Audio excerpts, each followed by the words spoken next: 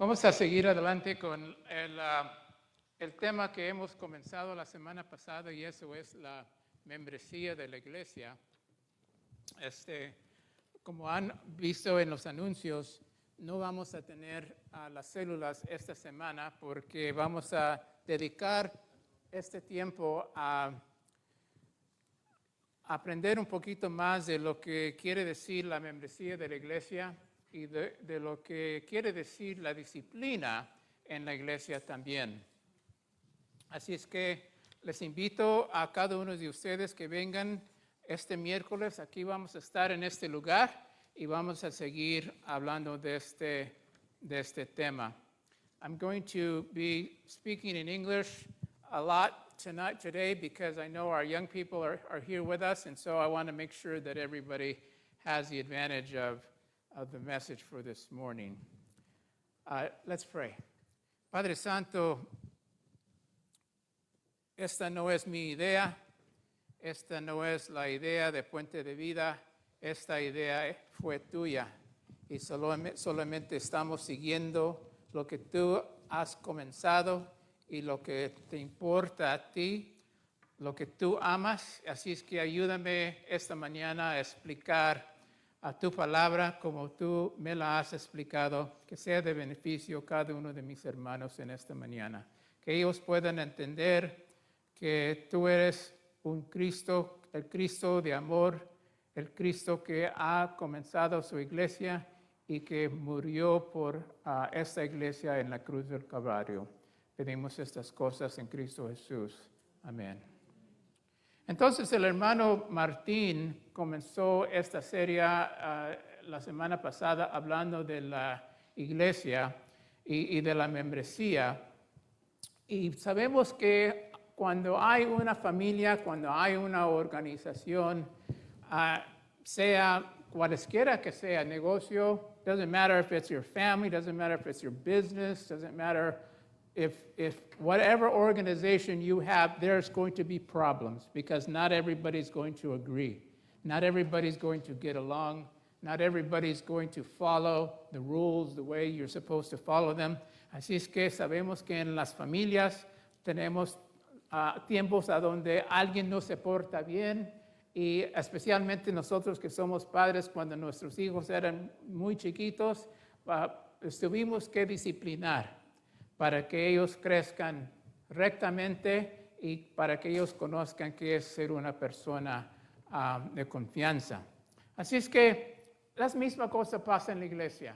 La iglesia somos un grupo de personas, muchas gentes, y venimos de todos diferentes lugares, tenemos nuestra experiencia de nuestros hogares y tenemos nuestras propias ideas, pero más importante, tenemos la Santa Escritura que debemos de seguir porque aquí está lo correcto.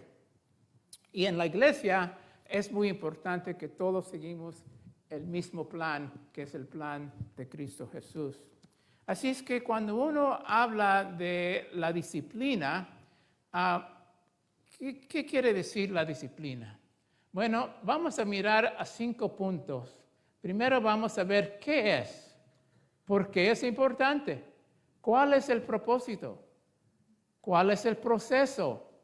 ¿Y quién es responsable? So we're going to look at the discipline of the church and we're going to ask ourselves, what is it? Why is it important? What is the purpose? What is the process? And who is responsible? So let's begin with what is it? ¿Qué es? ¿Qué es la disciplina? Como he dicho que muchas veces tenemos situaciones a donde un creyente se desvaya, se aleja de la comunión de otros y cae en pecado por ignorancia, por desobediencia voluntaria, no sabemos. Cuando esa persona está en esa situación, es necesario que la iglesia, particularmente los pastores, busquen activamente el arrepentimiento y la restauración de esa persona. So sometimes a Christian will wander away from the fellowship, he'll wander away from his faith, and he'll find himself ensnared in sin. He'll find himself in some kind of a bad lifestyle, because of ignorance or because of willful disobedience. And it becomes necessary for the church and its leadership to actively seek that person out, to go find that person and seek the repentance and restoration of that Christian. Voy a estar un poco en el libro de Lucas. Lucas capítulo 15. Ahí el Señor nos da varios ejemplos de cuál es su corazón, qué es lo que Él siente cuando esta situación ocurre. Y voy a leer primeramente Lucas capítulo 15, versículos 3 al 8, a donde dice la Escritura, Él entonces les contó esta parábola. Supónganos que uno de ustedes tiene 100 ovejas y pierde una de ellas. No deja las 99 en el campo y va y busca la oveja perdida hasta encontrarla. Y cuando la encuentra, lleno de alegría, la carga en los hombros y vuelve a la casa. La carga en los hombros y vuelve a la casa. Al llegar, reúne a sus amigos y vecinos y les dice, alégrense conmigo. Ya encontré la oveja que se había perdido. Les digo que así es también en el cielo. Habrá más alegría por un solo pecador que se arrepienta que por 99 justos que no necesitan arrepentirse. Luke 15, verse 3 says, Then Jesus told this parable. Suppose one of you has 100 sheep and loses one of them. Does he not leave the 99 in the open country and go after the lost sheep until he finds it? And when he finds it, he joyfully puts it on his shoulders and goes home. Then he calls his friends and neighbors together and he says, Rejoice with me, I have found my lost sheep. I tell you that in the same way, there will be more rejoicing in heaven over one sinner who repents than over 99 righteous persons who do not need to repent. Este es el corazón de Dios. El corazón de Dios no es en castigo, no es en disciplina, no es en tratar de tomar una persona y mirarla de una manera mal, sino de restaurar, encontrarla y restaurarla para atrás a la congregación. Miren en el mismo capítulo 15 de Lucas, versículos 22 al 24, una historia muy conocida, no se las voy a leer, pero conocen la historia del hijo que se perdió, el hijo perdido. Pero noten la última parte en versículo 22 al 24. Dice la Escritura, pero el padre ordenó a sus siervos, pronto, traigan la mejor ropa para vestirlo, pónganle también un anillo en el dedo y sandalias en los pies. Traigan el ternero más gordo y mátenlo para celebrar un banquete, porque ese hijo mío estaba muerto, pero ahora ha vuelto a la vida. Se había perdido, pero ha sido hallado. Así que empezaron a hacer fiesta. This is the story of the prodigal son, and this is Jesus. This is his heart. When you know the story when the boy wanders off and he lives in his sinful life and he exhausts all the resources his father gave him. He finally comes to his senses. He finally returns to his father, expecting to be disciplined, expecting to be punished, expecting to be a servant is what he expected. But look at how the father responds. He says, but the father said to his servants, quick, bring the best robe and put it on him. Put a ring on his finger and sandals on his feet. Bring the fattened calf and kill it. Let's have a feast and celebrate, for this son of mine was dead and is alive again. He was lost and is found. So they began to celebrate. Un tiempo de alegría. Y el Señor mismo dice que cuando una persona perdida que se ha perdido en el pecado regresa a la iglesia, regresa al grupo, entonces hay celebración en el cielo. Segundo punto, ¿por qué es importante? Why is it important? ¿Por qué hablamos de esto?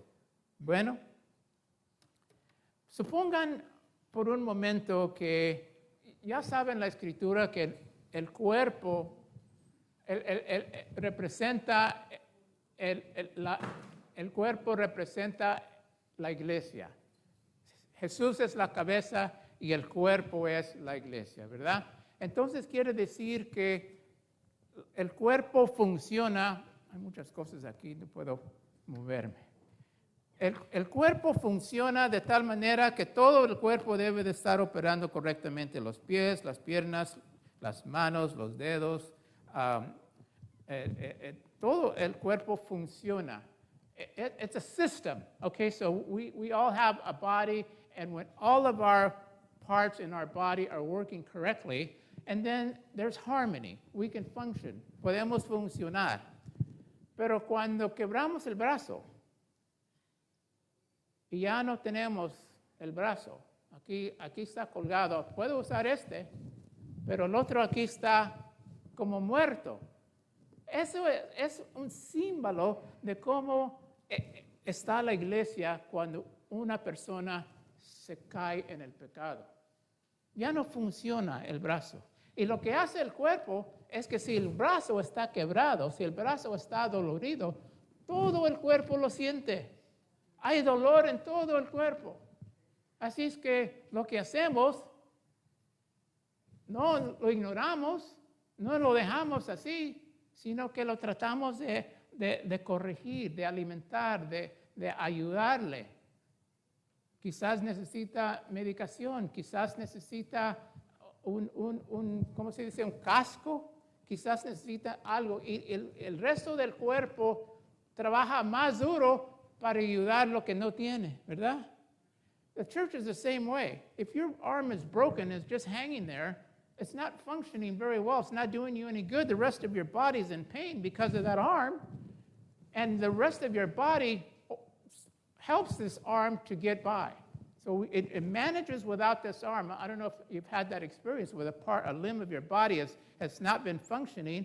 And so what you do is you don't ignore it. You don't just let it go, but you try to heal it. You try to fix it. You try to give it some medication.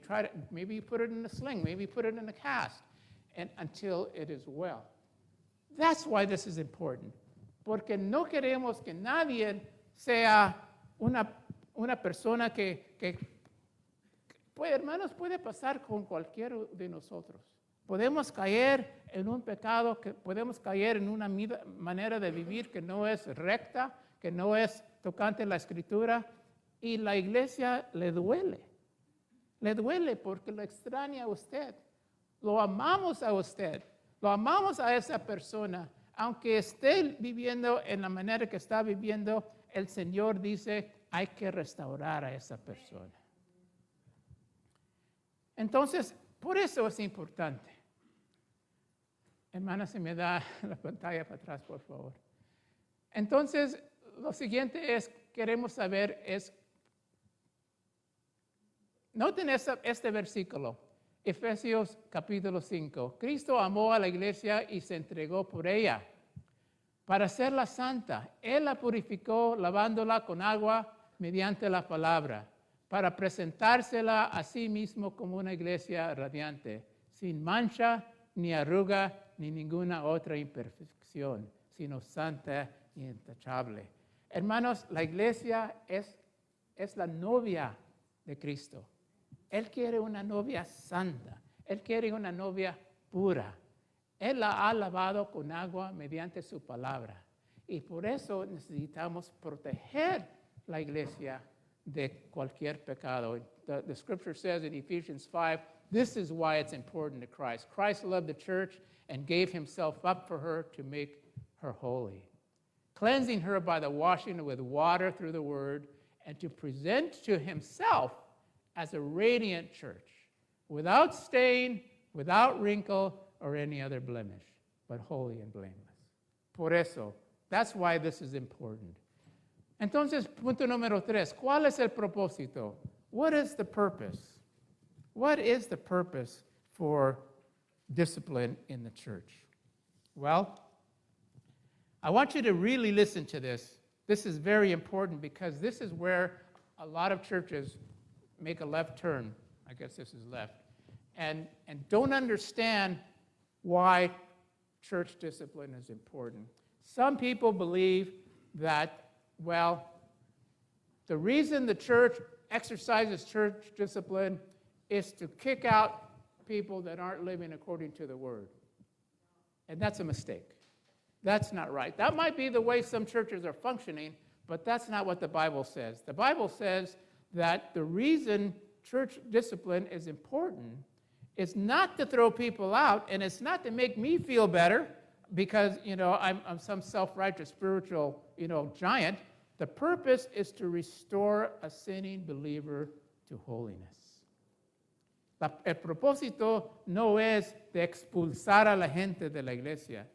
Y el propósito no es de alimentar el orgullo moralista de quienes administran la disciplina. Y no es para avergonzar a la gente. El propósito todo el tiempo es en restaurar la santidad del creyente pecador y traerlo de regreso a una relación para atrás para la asamblea. Ojalá que han oído esta parte, es muy importante. Queremos saber que eso es por qué eso es importante. Noten lo que dice la Escritura una vez más, hermana, por favor. Dice en Mateo 18:15. Bueno, hermanos, les voy a leer el pasaje antes de mencionar estos puntos.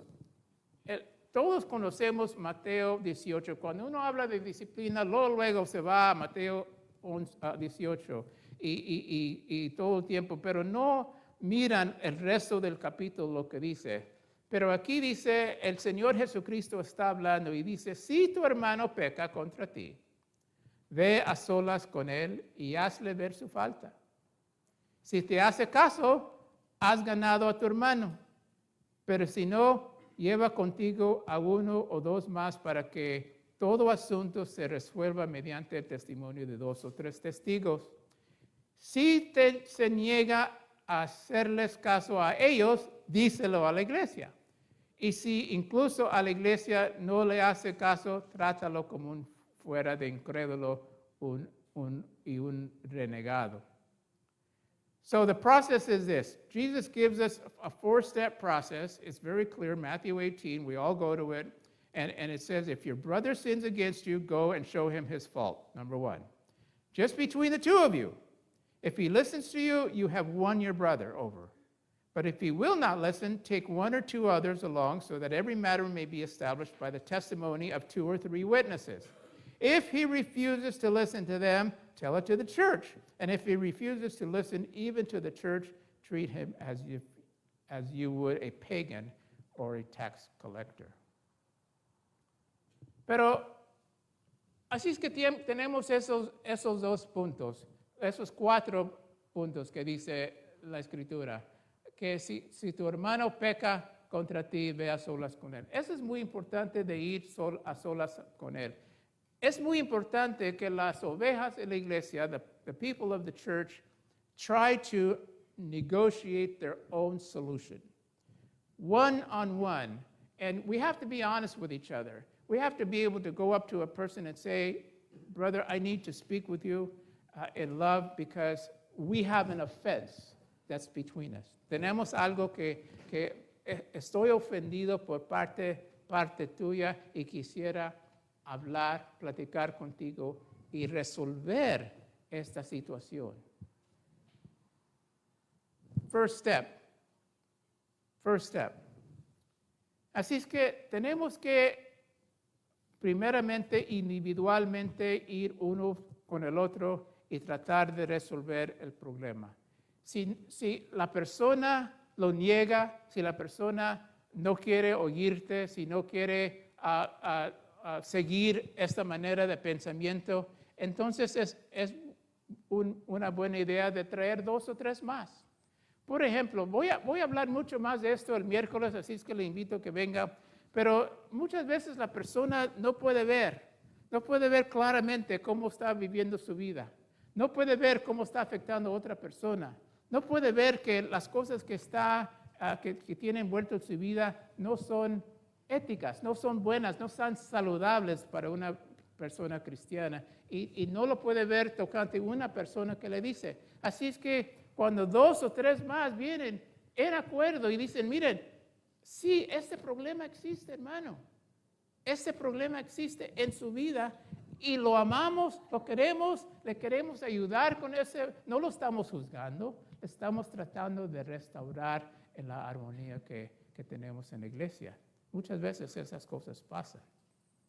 So, sometimes it's a matter between one and another.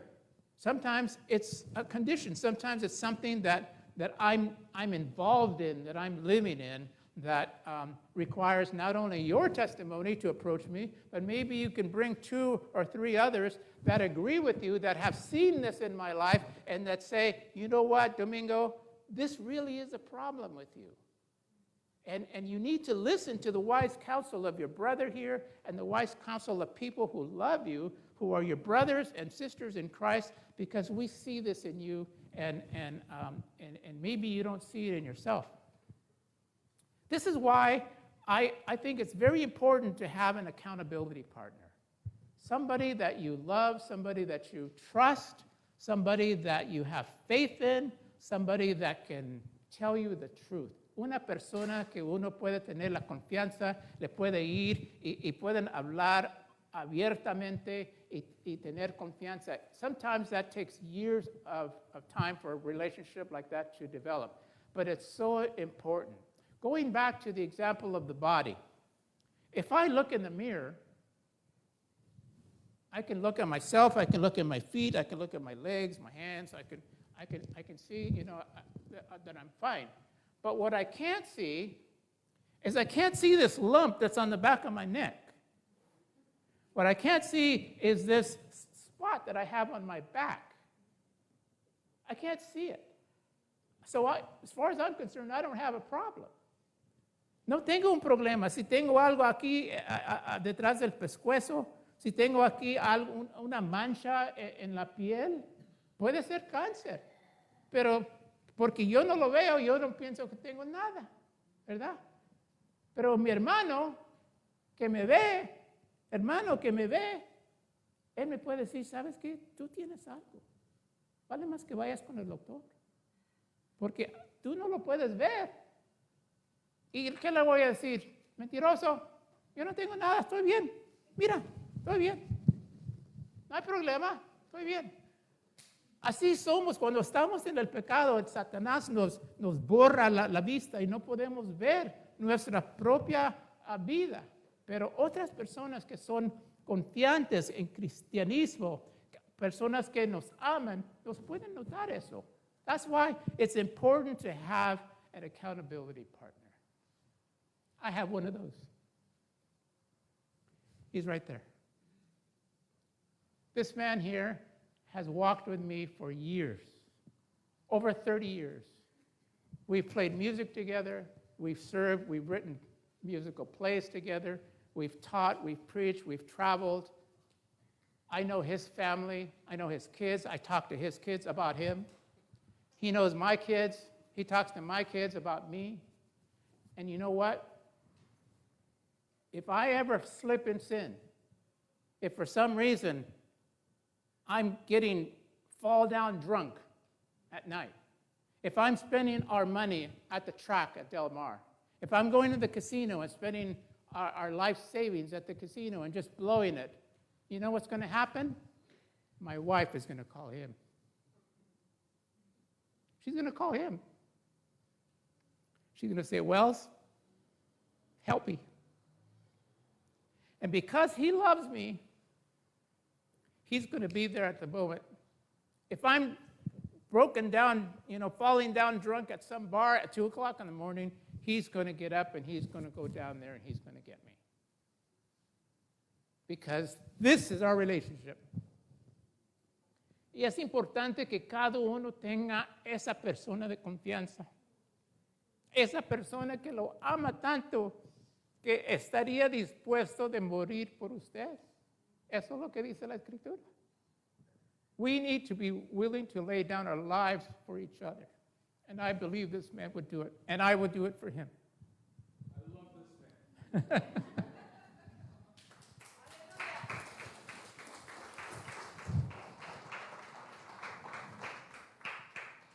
Noten lo que dice Lucas capítulo 15, una vez más, para atrás a Lucas, versículo 8 a 10. Este es el corazón de Cristo. Dice, o supongamos que una mujer tiene 10 monedas de plata y pierde una. ¿No enciende una lámpara, barre la casa y busca con cuidado hasta encontrarla? Y cuando la encuentra, reúne a sus amigas y vecinas y les dice, alégrense conmigo, ya encontré la moneda que se me había perdido. Les digo que asimismo se alegra Dios con sus ángeles por un pecador que se arrepiente. Or suppose a woman has 10 silver coins and loses one. Does she not light a lamp, sweep the house, and search carefully until she finds it? And when she finds it, she calls her friends and neighbors together and says, rejoice with me, I have found my lost coin. In the same way, I tell you, there is rejoicing in the presence of angels of God over one who repents. You know that verse that we just read where Jesus says, you have won your brother, has ganado tu hermano. Esa, por favor, la pantalla. Yo no me quiero ver a mí. Y ustedes tampoco no me quieren ver a mí. Dice, si te hace caso, has ganado a tu hermano. Esa palabra ganado quiere decir, mucho cuidado con esa palabra porque no es ganado de la otra clase. No es becerro, es ganado. Has ganado. Esa palabra allí en griego quiere decir, se usa en inversiones. Cuando uno tiene algo de mucha riqueza, algo que vale mucho. Dice, tú has encontrado algo de mucha riqueza, lo tienes, lo has ganado. Así es el corazón de Cristo. He says, you have won your brother, meaning that brother of high value, of high price to you, that precious relationship, you have won it back. And that is more valuable than anything in the whole world, that relationship. So it's important that we understand that the reason this is important because we value our relationships. Valorizamos nuestras relaciones unos con otros. Dice la Escritura, amados hermanos, en Gálatas, si otro creyente está dominado por algún pecado, ustedes que son espirituales deberían ayudarlo a volver al camino recto con ternura y humildad. Y tengan mucho cuidado de no caer ustedes en la misma tentación. Galatians 6:1 says, brothers and sisters, if a person is discovered in some sin, you who are spiritual, restore such a person in the spirit of gentleness. That's really important right there, in the spirit of gentleness. Pay close attention to yourself so that you are not tempted as well. Entonces seguimos con el punto número 4. ¿Cuál es el proceso? Ya hemos oído el proceso. El proceso el Señor nos ha dado en Mateo 18 y sabemos que hay 4 puntos. Estos son decirle su pecado, tomar algunos testigos, decirle a la iglesia y tratarlo como un extraño. Primero el primero, luego el segundo y luego el tercero. El tercero es dificultoso, decirle a la iglesia. Y luego el cuarto, si todavía no te quiere oír, si todavía no se quiere arrepentir, si todavía está viviendo en su pecado y no quiere dejarlo, lo tenemos que tratar como un extraño. So the 4 steps of this: tell him his sin by yourselves, alone. Take some witnesses. If he doesn't hear you, take some witnesses. And then number 3, tell it to the church. And then number 4, if he doesn't listen to the church, if he's not willing to repent, if he's not willing to return, then you have to treat him as an outsider.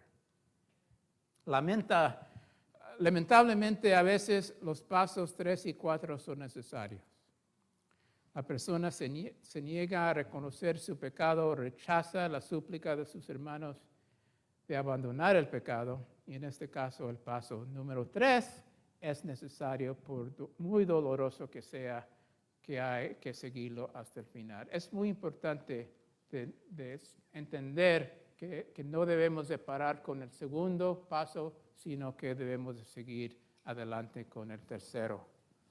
Nos va a doler mucho, pero es muy necesario. ¿Por qué? Porque el Señor quiere su iglesia que sea santa.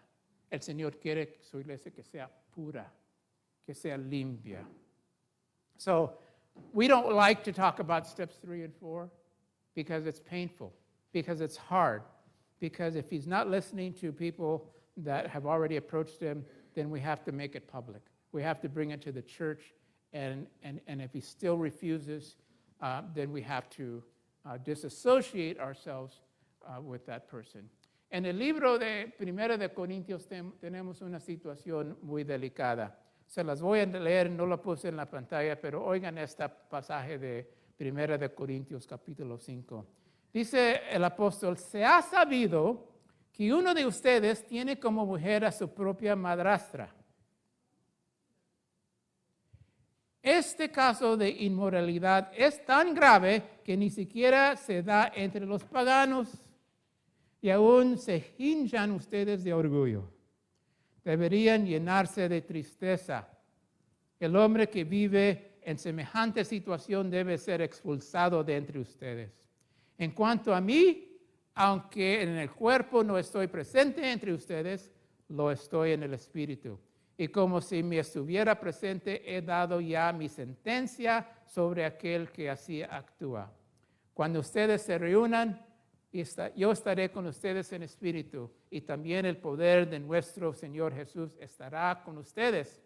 Entonces, en el nombre de nuestro Señor Jesús, ese hombre debería ser entregado a Satanás para que su cuerpo sea destruido y su espíritu sea salvo cuando el Señor venga.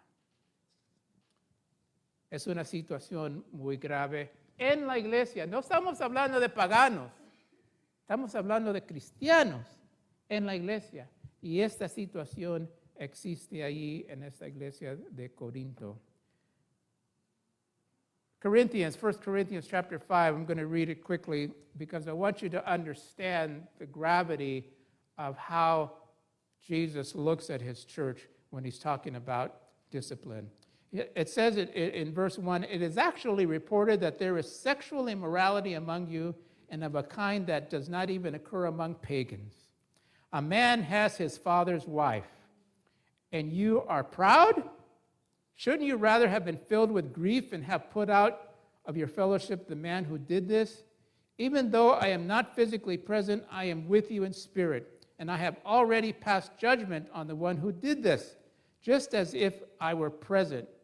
When you are assembled in the name of our Lord Jesus, I am with you in the spirit and in the power of our Lord Jesus is present.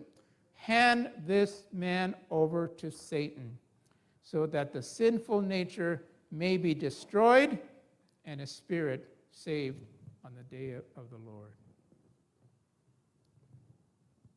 I hope we don't ever have that situation in this church. I will say that has been something very difficult that I've had to do as a pastor, when a person has become so determined to live in their life of sin, even though they've known the truth, even though they've known salvation, and yet they refuse the word of a brother, they refuse the word of a group of brothers, and they refuse the word of the church. Satan has got them in snarls so tightly that they're unwilling to let it go. And step 4, as you see in this passage here, Apostle Paul says, you have to release him. You have to release him. What's going to happen? That's a whole nother sermon, but let me just give you this small point. that person is going to live in their sin. And as you know from the story of the prodigal son, he's going to be brought down to nothing. He's going to be brought down to the gutter. Sin always takes you there. It's a heavy price to live in sin. And so that person will eventually go there. And I'm here to say that when that happens, the church needs to be ready to go pick that man up. Why? Because we love that person. No nos vamos a dejar porque ahí se quedó y no nos quería oír. Se alejan y se van, viven su vida y viven el pecado, pero todos sabemos el pecado lo destruye a uno. Aquí el apóstol está diciendo, mándalo con Satanás porque Satanás lo va a destruir su cuerpo. Y cuando esa persona está en lo peor, cuando ya no tiene nada, cuando está herido, cuando está enfermo, cuando ha desahogado todo lo que tenía, entonces se va a acordar. Como el hijo pródigo se va a acordar. Y ahí debe de estar listo la iglesia. La iglesia debe de ir por él y rescatarlo. Porque es el uno que se apartó de los 99. Es el pródigo que se apartó de la familia. Es algo precioso, precioso para el Señor que debemos de rescatar. Y luego para el punto final. Pantalla, por favor. ¿Quién es responsable? ¿Quién es responsable? Bueno, yo también les voy a decir lo que dijo Pastor Martín la semana pasada. Esta es una carga muy pesada para los pastores. Porque dice la Escritura, obedezcan a sus líderes porque ellos cuidan de ustedes sin descanso y saben que son responsables ante Dios de lo que a ustedes les pase. Nosotros somos responsables. Hermano, cuando yo vaya al trono de gracia, el Señor va a preguntarme de mí y va a preguntarme de los que me dio.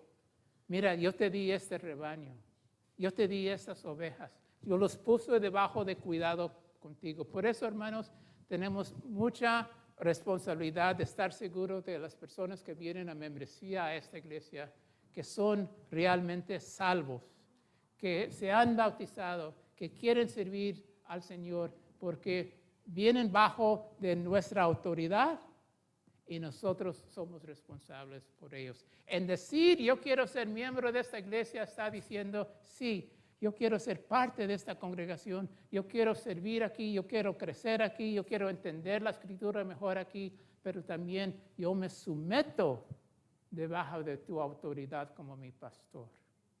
Y eso es muy grave, porque no queremos llegar al punto a donde una persona se aleja de la congregación y tenemos que usar la disciplina de la iglesia. A la misma vez, digo que nosotros somos responsables, pero también ¿quién es responsable? Ustedes. Ustedes también son responsables de entre uno y otro, porque el paso número 1 es de ir a esa persona directamente, one-on-one. Your responsibility lies in that first approach, that first attempt to restore that person, that first attempt to help that person. And so, and then to bring 2 or 3 others from the congregation in order to help that person. But if you can't do it, then it comes to me. And then I have to get involved, and then we have to take it to the next level.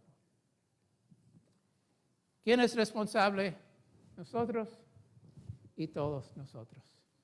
Obey your leaders, the Bible says, and submit to them, for they keep watch over your souls. That's our job, to keep watch over your souls. And we will give an account for our work in the church. That's why I tell young men all the time, be careful if you want to be a pastor. If you want to be a pastor, that's a pretty serious responsibility. The Lord is going to hold you to a higher standard. Él te va a valorizar, juzgar, un poquito más fuerte porque Él te dio tanta responsabilidad. Puestos de pie.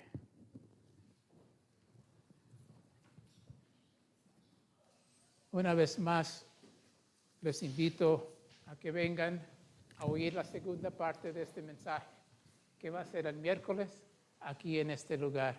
Y vamos a seguir hablando de la membresía y de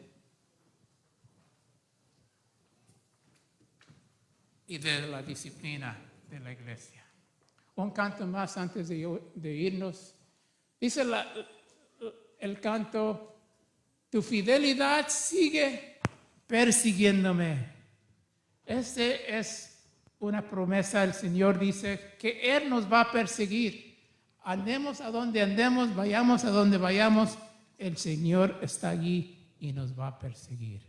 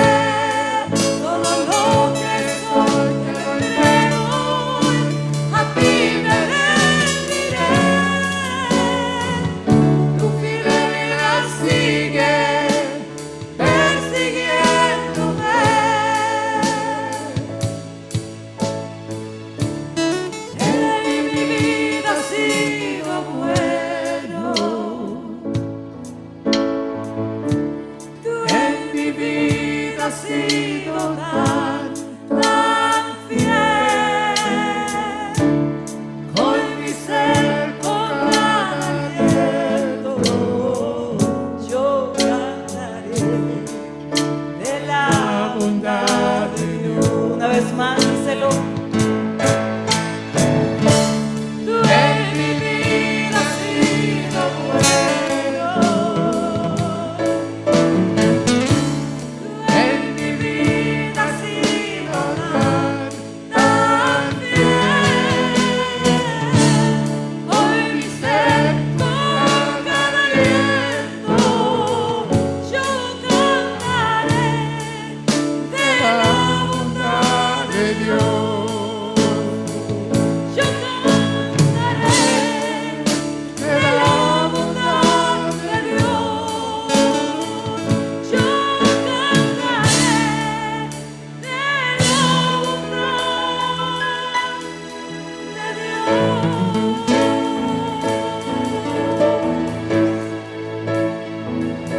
Que Él nos persiga siempre. Aleluya. Gracias, Señor. Padre Santo, gracias por esta mañana. Gracias por esta promesa.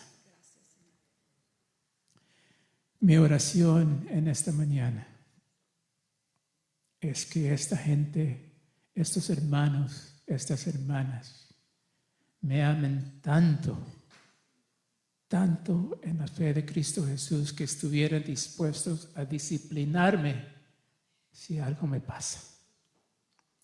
Que su amor sea real, que su amor sea profunda, que su amor sea de tal manera que no me quieren perder, sino que me quieren restaurar.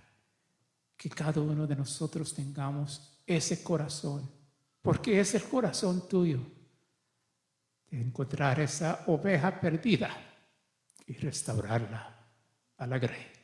Gracias por este día, gracias por esta semana. Te entregamos todo en Cristo Jesús. Amén. Bendecidos y despedidos, hermano.